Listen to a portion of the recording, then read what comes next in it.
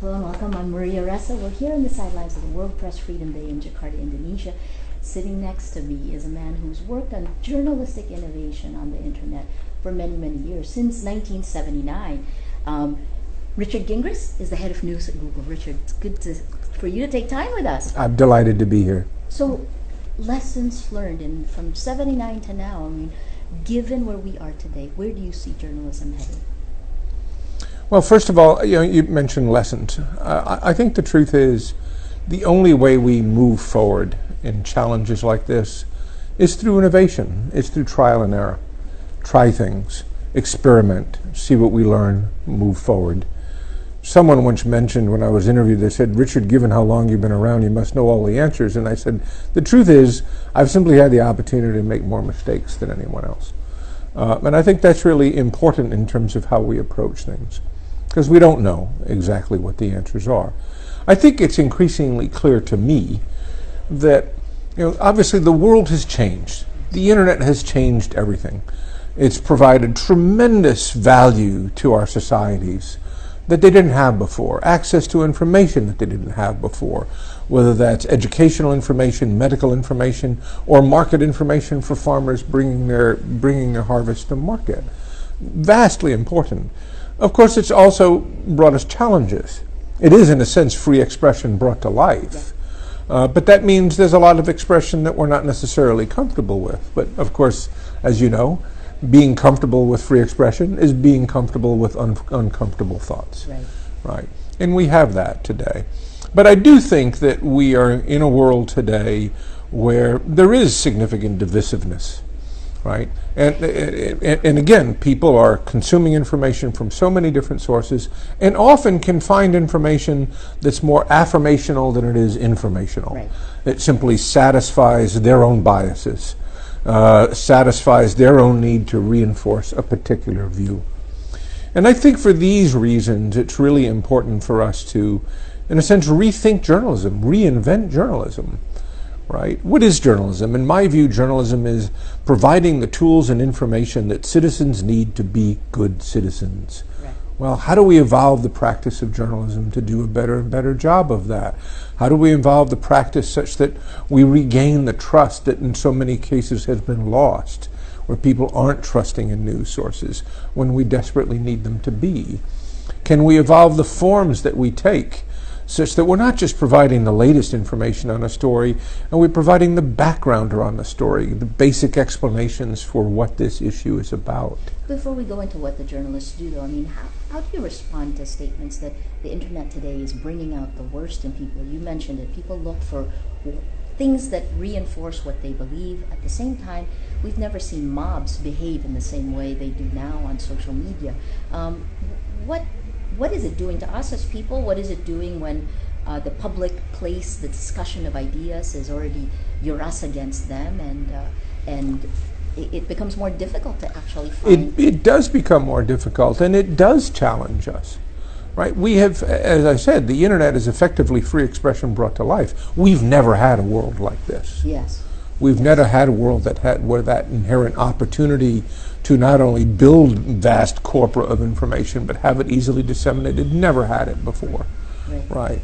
And so, as you said, I mean, are there challenges? I mean, it is, that chaotic maelstrom of expression, challenges our institutions, challenges, in a sense, challenges our perceptions of who we are and how we relate to others. So here the other part is, each of our truths now can be broadcast, and that creates this huge chaos. So how do you see not just journalists but society dealing with this tremendous chaos that is exponential in growth? Well, as is always the case with challenges to a society, it's going to take leadership. Right? It's going to take leadership within news organizations, leadership within government, leadership within technology organizations, for that matter. To begin to think through how can we address these things? How can we drive new modicum or modica of behavior among people? I mean, these are challenges. As I said, we all wish there were silver bullets, but there aren't. I know. Does it bring out the worst in people, though? I don't know if it brings out the worst in people. I think people will respond to various stimuli. If you give them a reason to think in a certain way, then they may very well follow, good, bad, or indifferent. I certainly don't want to believe that we are inherently, as humans, evil. I don't think we are. I agree. But that doesn't mean we can simply sit back and just let things evolve as they might. What do you make of the rise of populist leaders actually attacking media now? I mean, you're seeing it in your country, in my country. Journalists are under attack, largely because of the popularity of leaders going against establishment.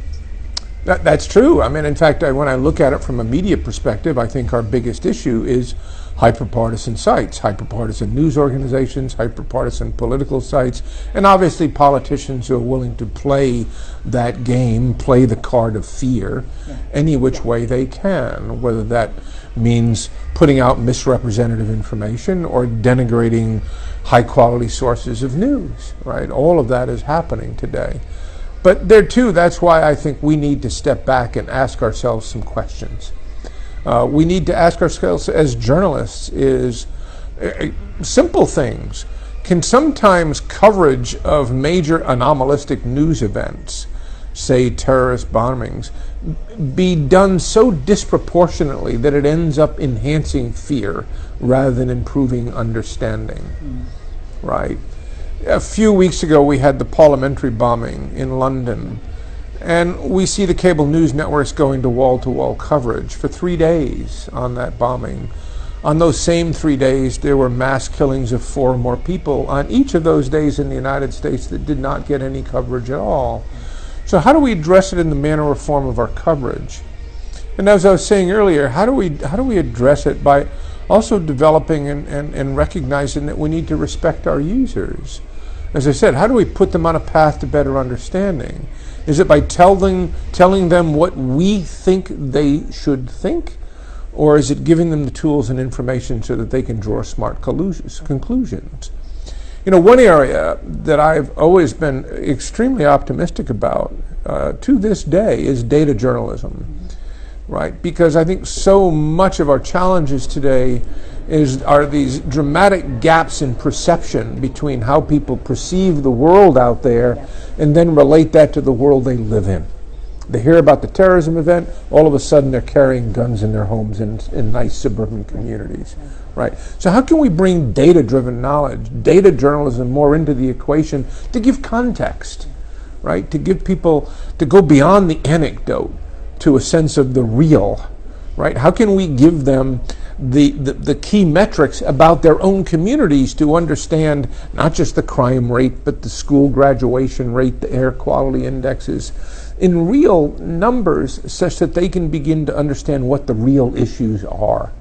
So I think there's great hope. I'm hugely optimistic, but it does require us to adjust our methods and approaches to the needs of the time. So you work with Google. I mean, I would say that when we do data journalism, our biggest problem is that people don't actually want to think sometimes. It's, you know, the social networks, the internet, they are used to fast results. They want quick returns, and not many want to dig that deeply. So you give them data, but it doesn't go beyond the head. And I couldn't agree more. And that's why I think, you know, we need to rethink form, rethink story form, even with data journalism.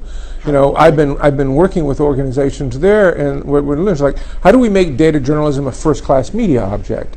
How do we take components of their work and allow them to be popped out and shared more easily? They're visualizations. People like visualizations, right? Yeah. But how do we make them compelling so people will share them?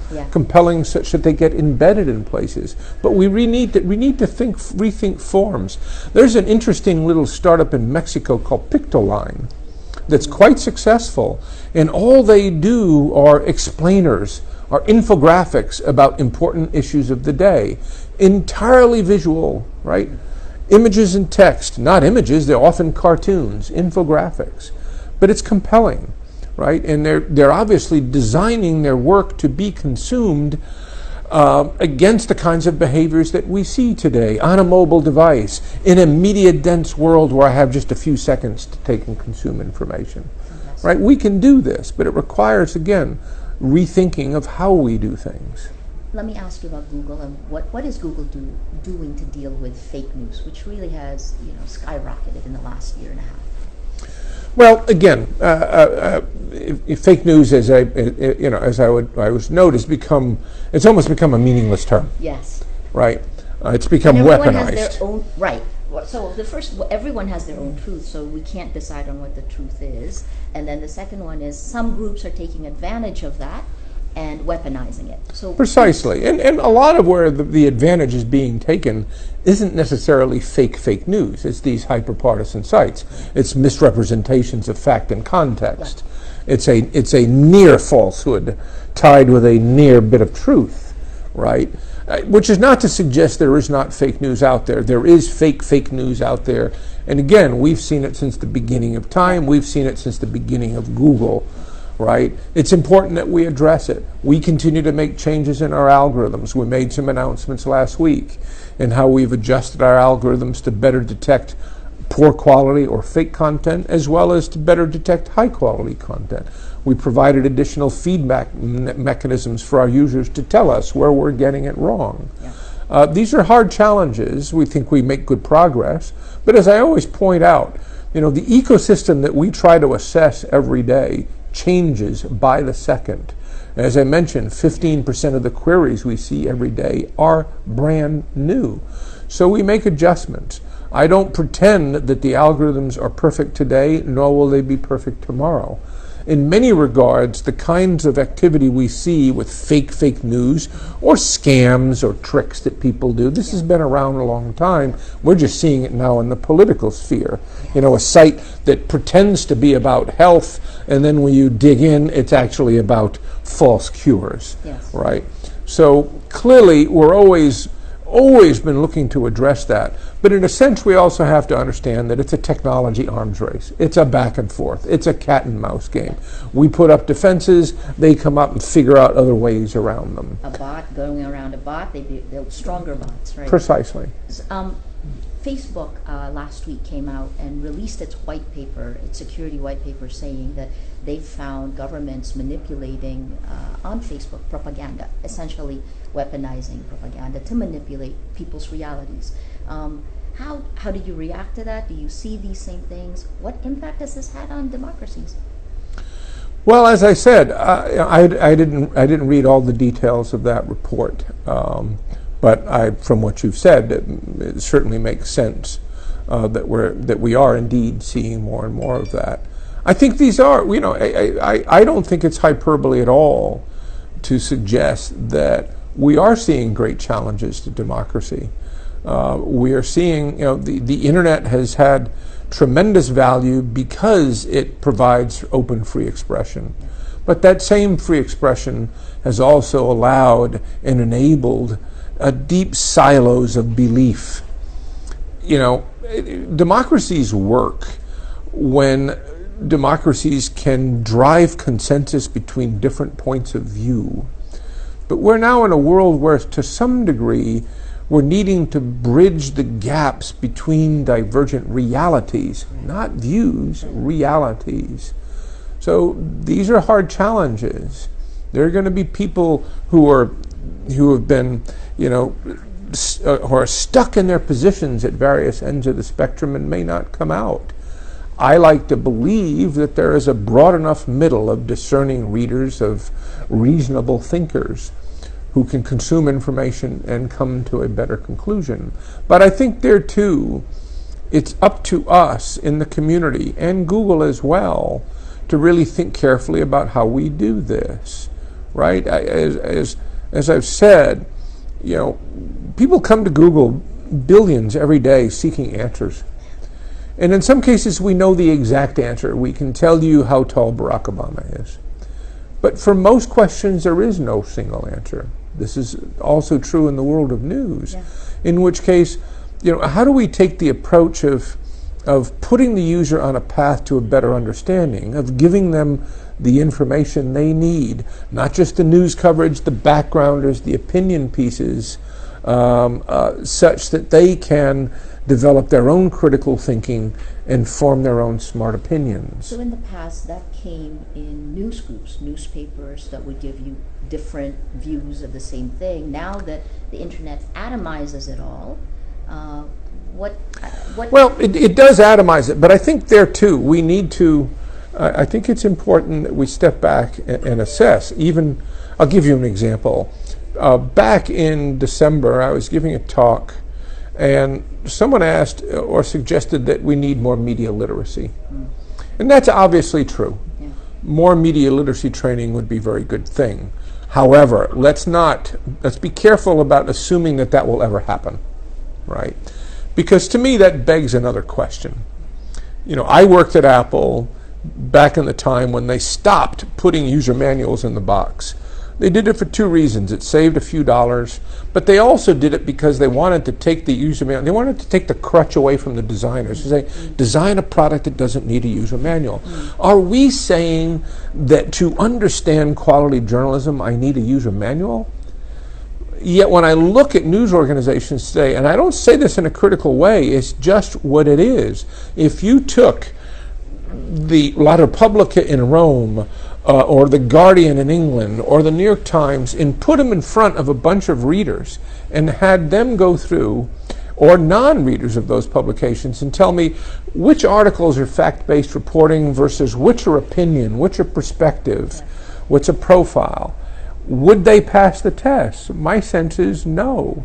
So that's what I say, part of the effort of rethinking has to be, well, how do we portray what we do and give people that understanding that we are objective in what we try to do, that we are fact-based in our efforts to cover stories and cover public policy. But these are very important considerations. I mean, that's why I was so engaged with Sally Lerman and the Trust Project. How do we take and step back and say, in this vastly different maelstrom of expression, how do we re-architect the news in such a fashion that it gains the credibility that we believe it deserves? It won't happen by accident. It has to happen by rethinking and careful action. That's the way a journalist would think, right? That we can change the form and perhaps people would be listening to it. But you also said that people want what they want. And if they don't, it doesn't conform with their beliefs. And this is something we've seen in the internet, the echo chambers that have formed.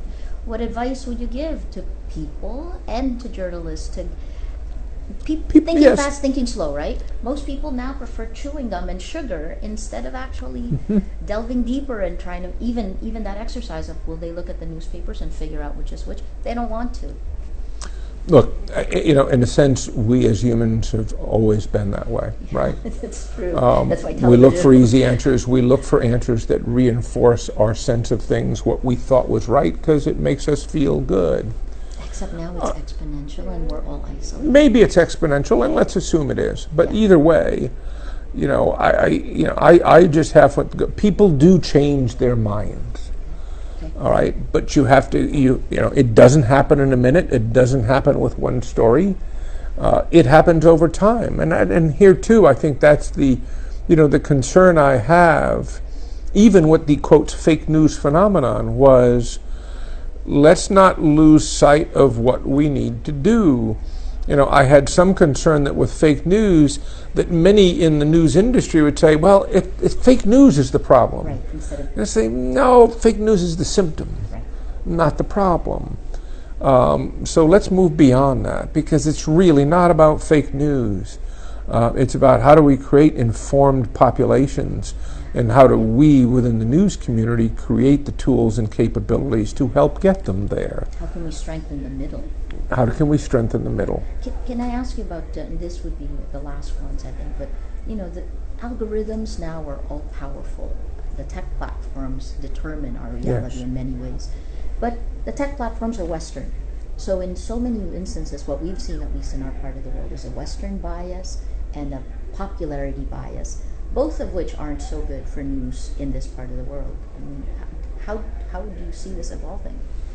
Well, I don't. It's an interesting question. I actually haven't studied it in detail, so I really can't address the notion of Western bias. I mean, I certainly understand, we work in cultures around the world, and there are cultural differences. I'll say for sure in Facebook, for example. Well, I would even say, I'll give you a very straightforward example. In the United States, for instance, it's not considered problematic to show images of violence in the newspaper. It is considered problematic to show an image of naked breasts. You go to parts of Europe, you go to Germany, and it's the reverse, right? The cultural acceptance of violent imagery is not there. Whereas obviously imagery of human nudity is quite acceptable. So there are cultural differences, and we always have to work to grasp those. But I think in general, what we strive for that I think is universal is how do we better understand quality sources of content? How do we understand the expertise behind the sources? How do we understand whether that reporter knows what he or she knows? How do we do a better job of understanding the full body of their work? How do we understand their motivation? Can we help users understand the motivation behind the content? Right? We talk about media literacy. Media literacy is really two things. It's how do you understand the expertise behind the information, and how do you understand the motivation? Right? So again, I think there are lots of things that we can do. I would not in any way suggest that we are flawless in terms of how we address cultural differences around the world. But we learn. And I think, as you do know, with our products, with our search products, we constantly take what we do and have it evaluated by others, right? We hire people around the world to look at comparative results and tell us, are you getting this right or not? So we have lots of checks to help us there, not, again, to suggest that we don't ever make mistakes, because we do. But it is an ongoing quest. And we treat it very seriously. And the reason we treat it very seriously is we live or die on the trust of our users. Right? The fact of the matter is, if you don't want to use Google search, there are other search engines a click away. Right? There's nothing holding you there. The only thing holding you there is that you have developed over time a regard for how Google does and shows its work. That's only going to last to the extent that we maintain that user trust and continue to do the best we can do at providing them with the knowledge information they're looking for. Technology is really the driver of everything that we're going through right now. In the next few years, how do you see it coming out to Asia? Well, that's a great question, because as you know, as I often say, I mean, the pace of technological change is not going to slow down. It's only going to increase. When I started out in my career, there was actually something called a futurist. Yes. There was actually a concept called a 5-year plan. How do you even do that today? Yeah. We don't know what tomorrow's change will be. The only thing we can do and should do, I think, as organizations working in these environments, whether you're a tech organization or, say, a news organization, is how do you develop the internal cultural DNA to recognize change and continue to change and continue to innovate, make mistakes, learn, rinse and repeat, do it all over again. What lessons because we can don't learn know. from Google? Just that, is and that's what Larry has always told us, is look, don't focus on today, focus on where we think we can be 5-10 years down the road. Think big, experiment, try things, don't be afraid to fail, learn from that and go forward. And I think we also have to recognize that, yes, as I learned, one of my first mentors was the founder of public broadcasting in the United States. I worked with him on the first satellite system in the United States. I worked with him on broadcast teletext. And he said to me then, Richard, if you want to impact the future of media, then yes, it's about the technology. Technology sets the rules, it sets the constructs, it sets what's possible and what's not. So very important that one do that. But let's also keep in mind that technology has value, but it does not have values. Yes. Right? It's what we put into it. It's how we take and evolve it. And that's foremost in our ability to use technology in ways that truly benefit our societies. Obviously, I choose to be very optimistic, and thank God there are thousands and thousands in the professional journal, in the press and journalism, who feel the same way. I think in many regards today we are seeing a renaissance in creativity in journalism, and particularly driven by the digital sphere.